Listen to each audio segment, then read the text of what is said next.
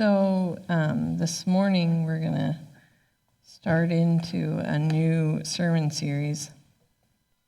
I just started a new class, and so it's going to be, I think, fairly okay for me. It's preaching too, so I feel like I've given a few sermons. A few.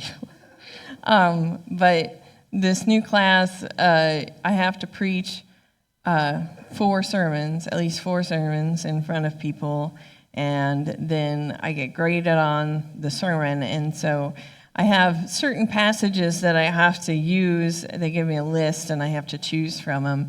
And so I was feeling like I wanted to kind of start going through some of the stories of Ezekiel, and then that kind of fit in with some of the sermons, the passages that I'm given on my list, and I was like, okay, we're just going to stick this in a sermon series.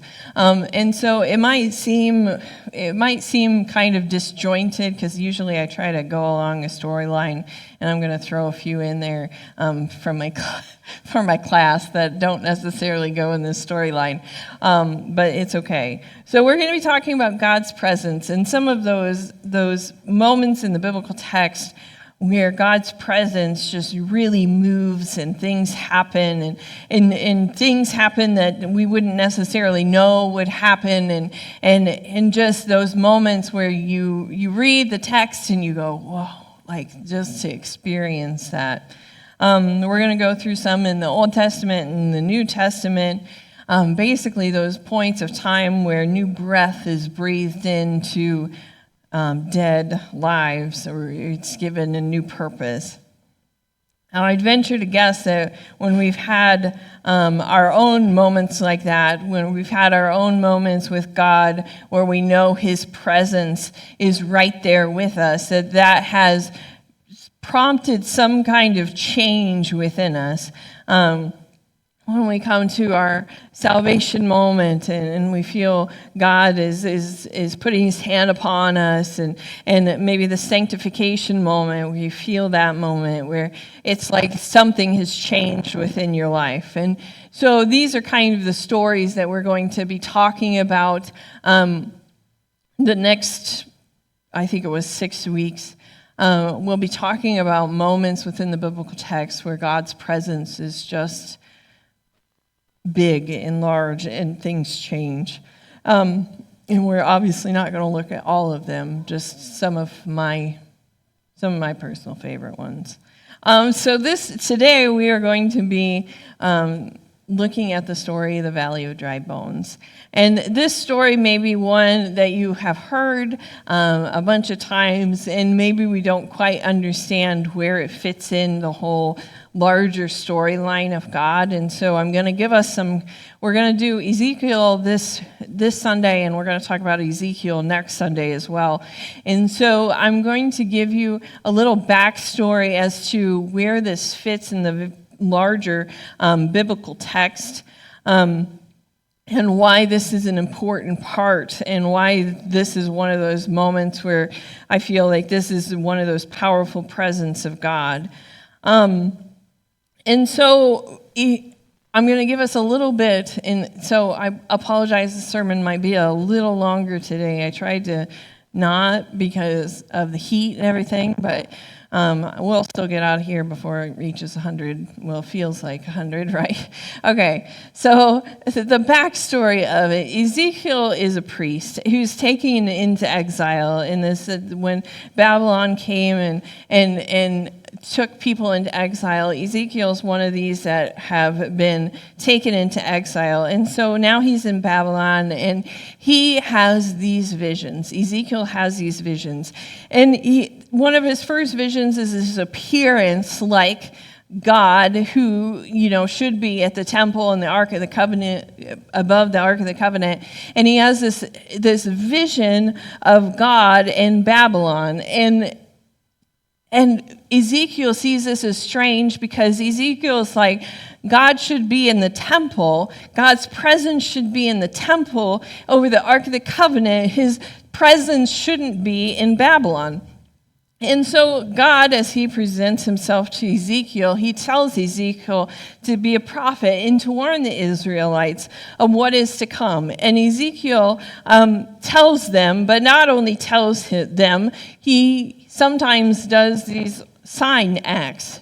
And some of them are kind of gross. So I don't know if you guys have ever read the book of Ezekiel, but he makes his point. Ezekiel makes his point.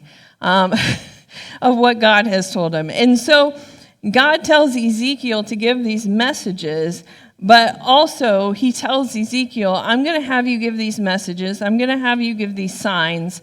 I'm going to have you do these things. But here's the thing. No one's going to listen to you. Now imagine that.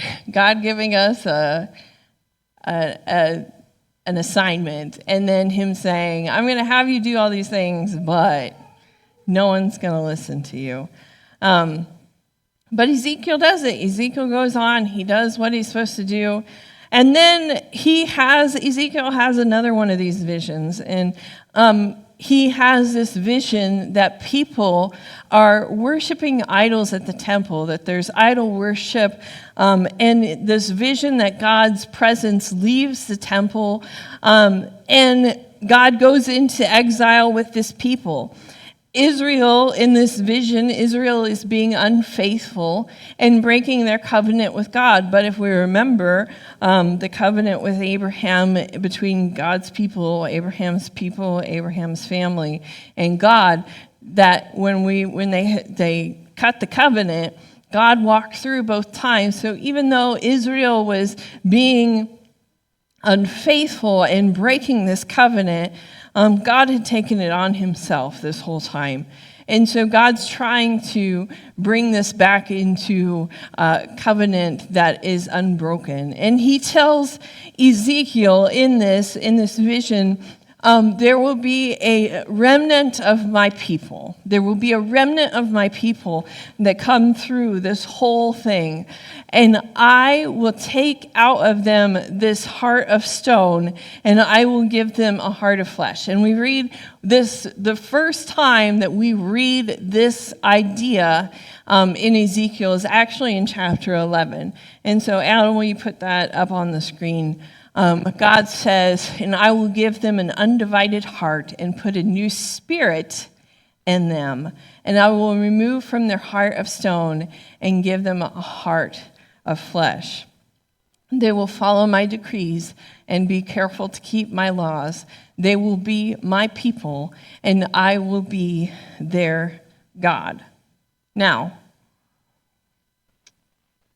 in the next few chapters after this, after chapter 11, God pronounces judgment on Israel, and God pronounces judgment on the nations around Israel, and God pronounces judgment on Jerusalem.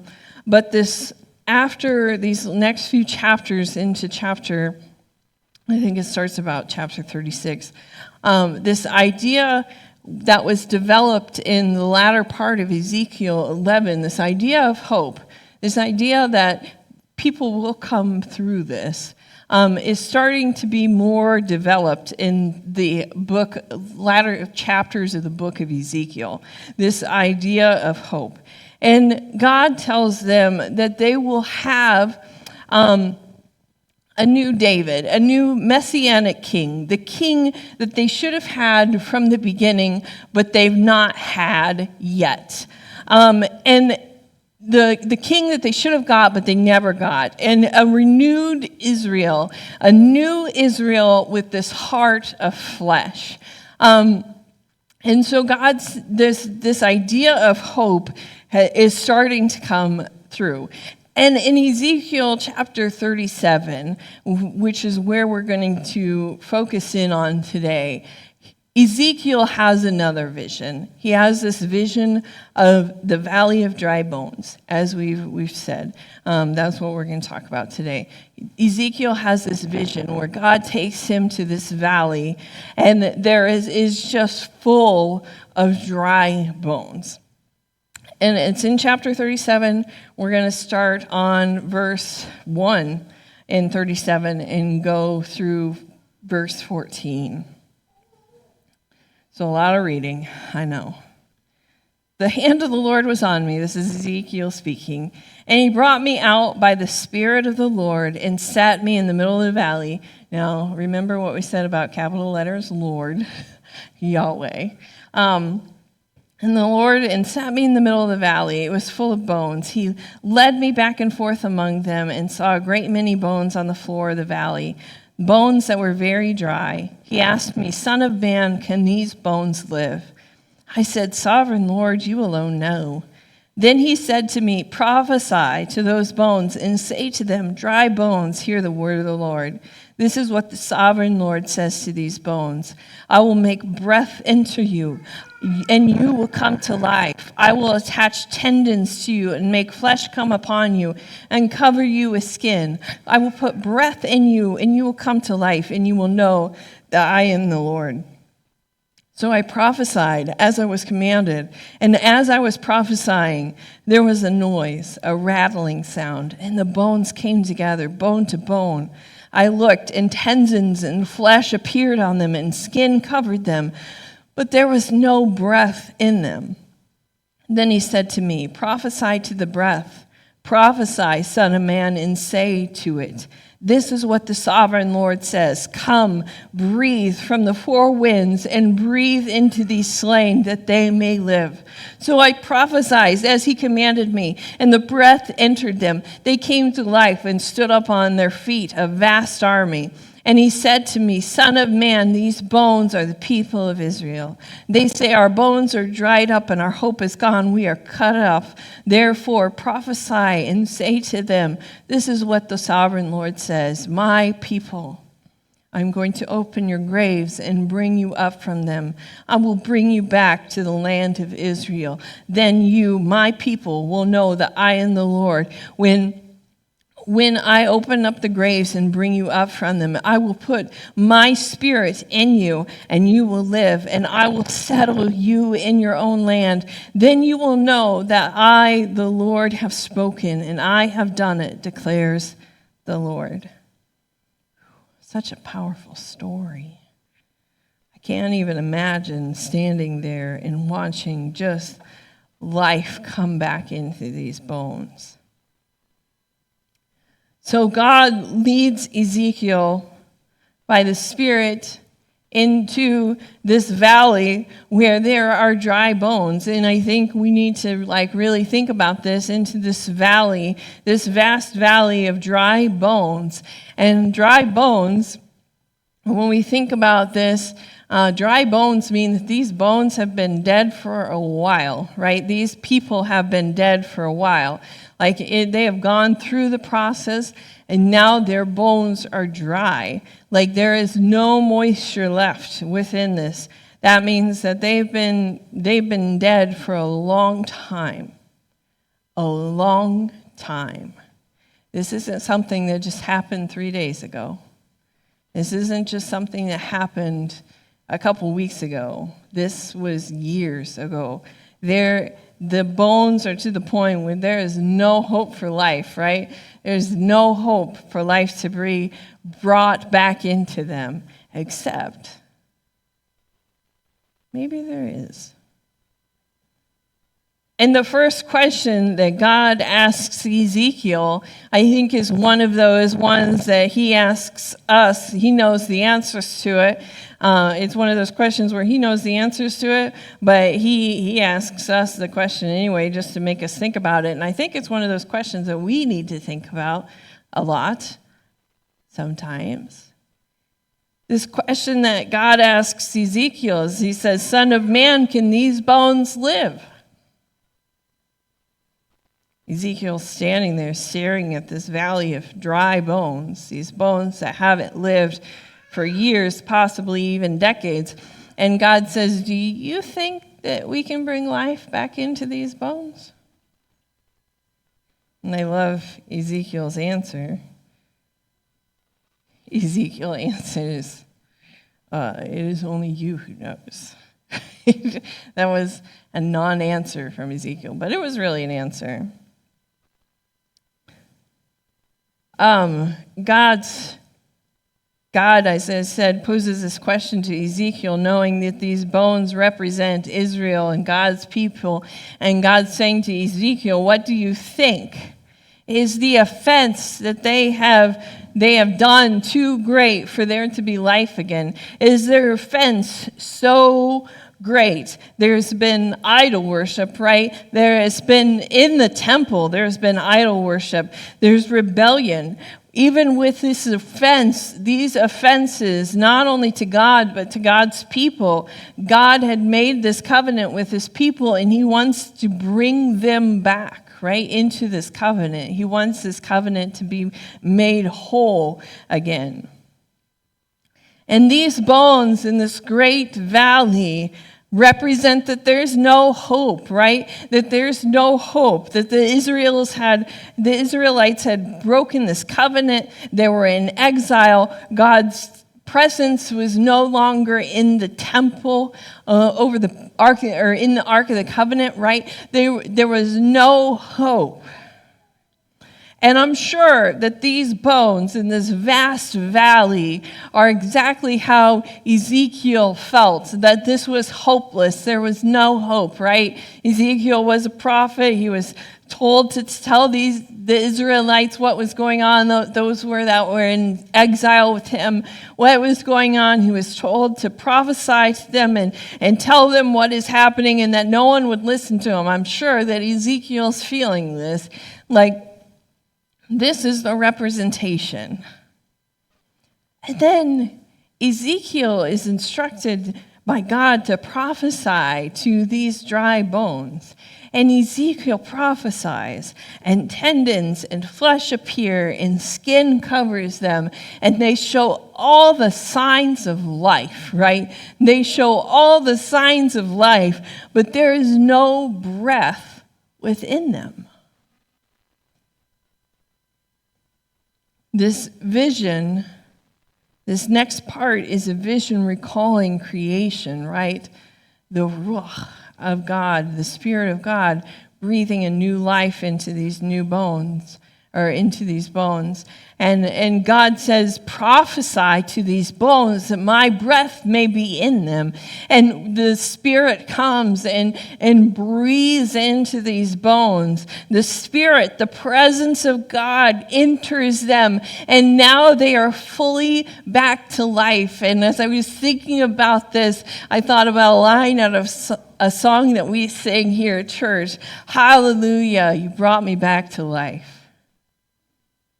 This moment where this hopelessness, within this hopelessness, this valley of dry bones, that there is hope.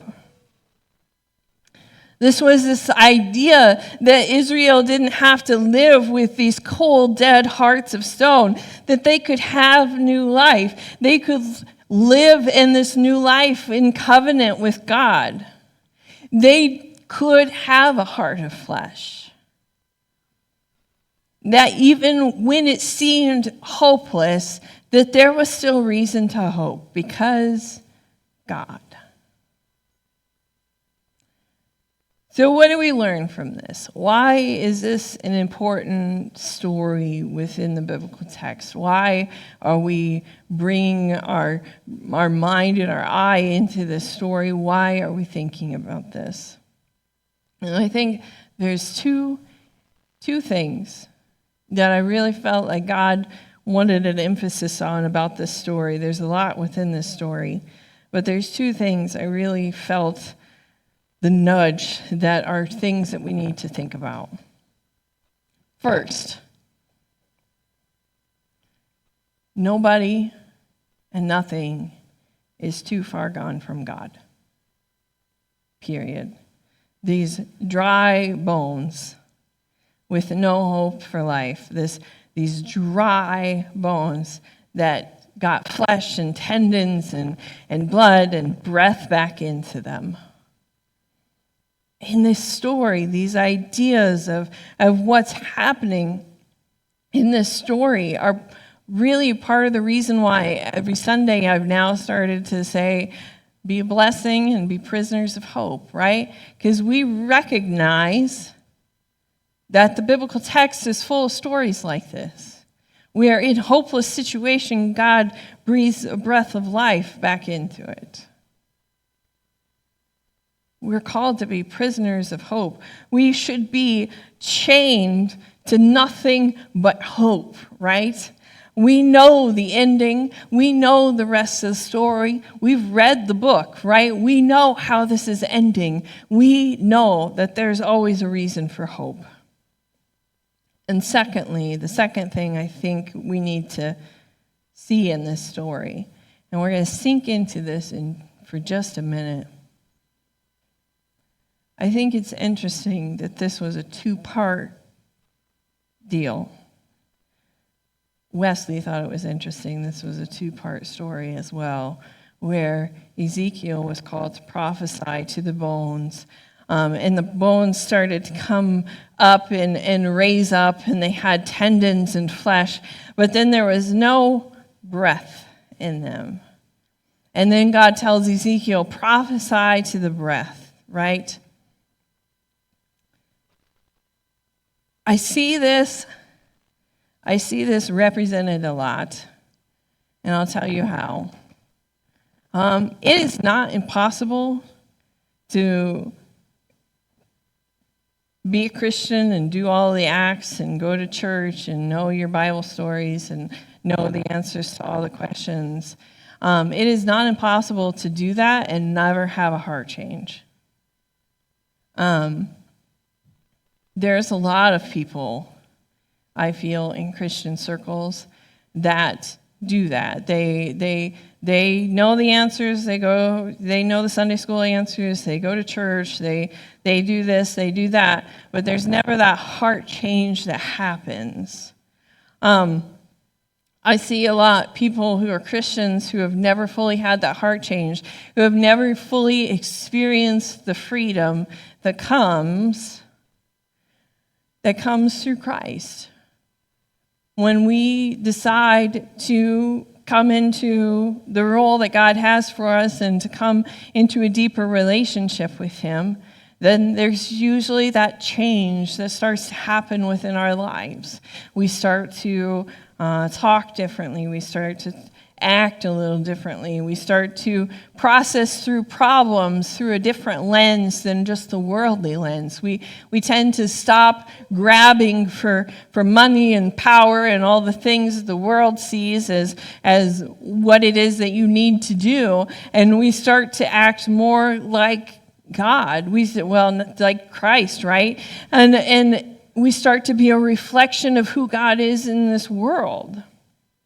Now, a lot of times when I see this happen, I see these, usually the people that haven't necessarily taken these steps and allowed the heart change or really truly prayed for God to give them a heart of flesh. A lot of times they are holding on to some things that they just shouldn't hold on to.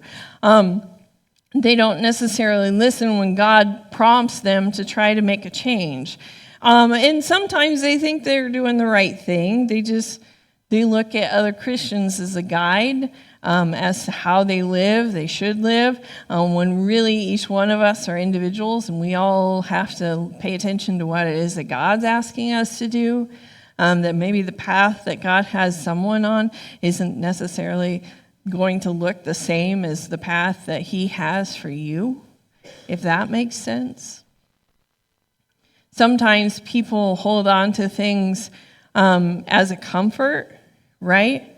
Maybe it's an attitude, or maybe it's something that they do, like smoking or drinking or whatever, and they see it as more of a comfort than anything else, and so they just continue on even if God's prompted them to stop. Or this negative mindset, I see that a lot, like negative and talking poorly about other people. Sometimes we hold on to things like that, those kinds of things, because, hey, that's the way that the world does, right? That's the way the world does. That's how we can act too.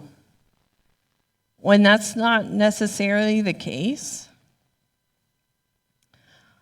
Sometimes I I pray, Lord, just help me or let me be a voice that speaks into this, that they aren't letting go of these things, and they aren't necessarily living in the freedom that they have of Christ, and they aren't necessarily fully living out. But I recognize that I'm not the Holy Spirit. I don't always speak to that. Sometimes God gives me permission. Sometimes God tells me to shut my mouth, and I do that. I realize I don't get to make these decisions. We speak in the church about revivals, right? We speak about revivals and how they used to happen. But I do challenge the church just slightly in their history on these revivals, because I go, okay, we've had these revivals, these great revivals where people have come flooded into the churches, right? We have had these great revivals, but have we had with those great revivals a heart change? Because we can have people flooding into churches, but unless there's a heart change, we just have people. A key to this is a heart change. How many people that we had flooding into the churches in the 50s, 60s, or in the 80s when we had the great revival, how many of those people actually had a heart change? That's the larger question. Because, as we said, when there's heart change, when there's new life breathed in, then there are changes that happen. And if we have a great revival where people are coming to know Christ, and there's heart changes, then this world is going to see some changes. I can tell you that. So how many true changes in the world did we see in those? Because as we said as we read in the Valley of Dry Bones, when God shows up, when we are doing what it is that we're asked to be doing, there will be changes. There will be evident changes. There will be landscape that moves, right? Think about the valley, the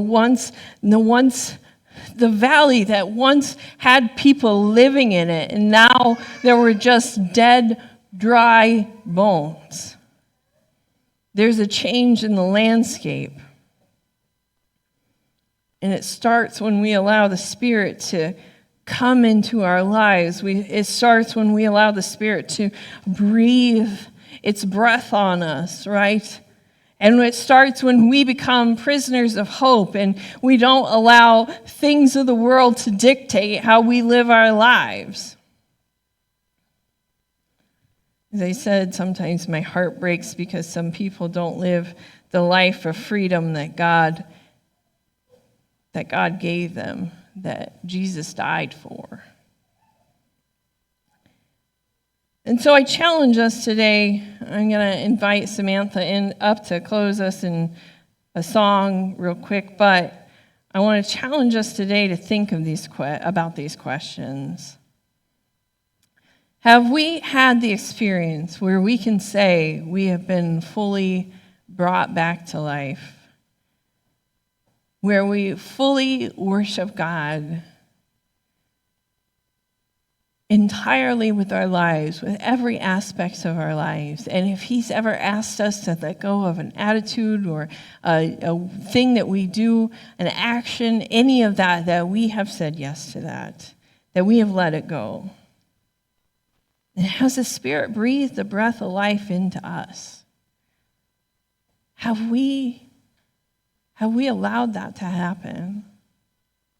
That sanctification moment where we just give ourselves entirely over and go wherever it is that God's asking us to go.